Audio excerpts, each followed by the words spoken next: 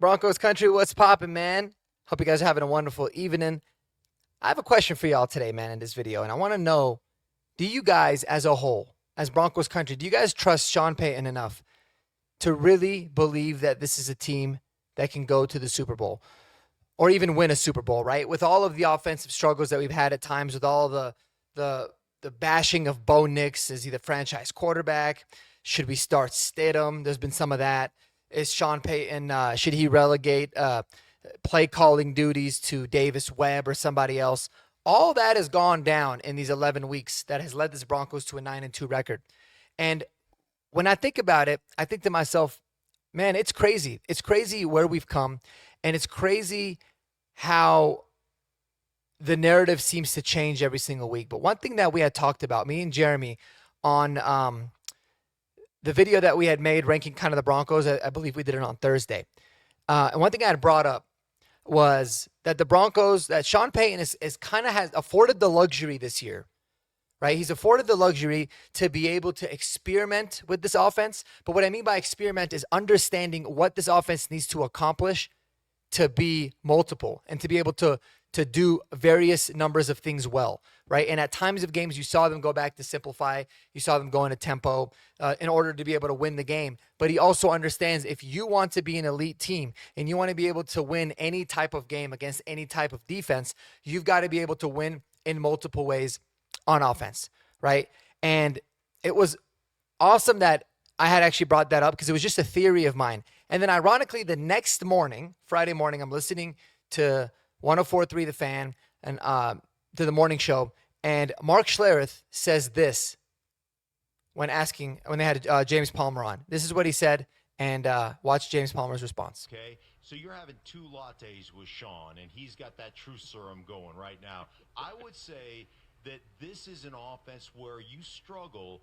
My explanation would be, or my cure to that would always be simplify, where Sean refuses to simplify.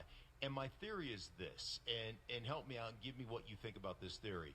Sean refuses to simplify because he knows that this is a championship caliber defense, championship caliber team, and we're going to have to be multiple when we get into the playoffs. So I'll take some short-term pain for long-term gain. What do you think of the theory? Bingo.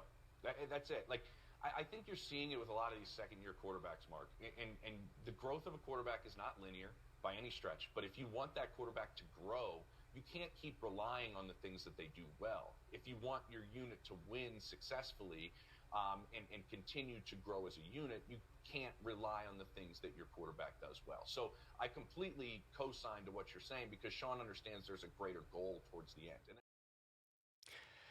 Man, it's crazy. I guess if you're, great minds think alike. Maybe it's a Mark thing. I don't know if Mark Schlereth happened to listen to that show. I very highly doubt it.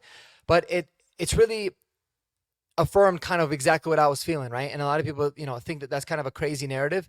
But you have to understand that coaches, especially coaches like Sean Payton, who have won championships, who've had great success, and have done this for so long, they realize what is needed, especially on the offensive side of the ball, in order to actually reach a championship level. And if that means that you have to have short-term pain for long-term gain, it is worth it. And I really, truly believe that this is exactly what this offense has been undergoing. Now, how long is that going to take?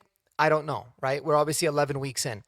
It could take the rest of the season. It could take into next year. But what I do know, and I'm very, very confident in, is that when it clicks, it is going to absolutely click, and it is going to look mighty impressive. James Palmer also went on to talk about, an example of the Philadelphia Eagles. He had said, they had won the championship last year. They're kind of undergoing a lot of those pains this year, and they kind of are just taking the approach of, we're just going to be more talented and we're just going to be better than you, and it's not working for them. And they're struggling a lot to be able to find ways to get creative because teams are knowing how to play them ultimately. So, yes, it's one of those things for me, man, where I look at it like we just got to have some patience as a fan base, a little bit more, and just trust that Sean is got a really solid plan because he's given you no reason to think otherwise up until this point, right? Everything that he had said, all the talk that he has talked in the past, he has backed it up. This is somebody that took over a reeling franchise that just sold the farm for Russell Wilson, who was washed up, and he changed the culture in year one. He benches Russell Wilson to send a message. He ends up getting rid of him and eating $80 million in cap space. He drafts his quarterback, his handpicked quarterback in Bo Nix. They stop the streak against the Chiefs, right? They stopped their Vegas had him at a 5.5 game over under 31st ranked roster in the NFL. And what happens? We end up going to the playoffs in Bo's first year. I mean, the list is abundant. I can go on and on, but I don't want to make this a 20-minute video. And so he's given us no reason to believe that things aren't going to get better and that he is not busy working on all of the different ways that he needs to be able to beat teams. And also, guys, just let's not forget this, man. Let's not forget that every single time this Broncos offense has needed a big-time drive, they've gotten it. Even in the games that they've lost. They've put us in a position to be able to win the game at the end, and that's all that you can ask from your offense. And I don't even think we're starting to scratch the surface yet.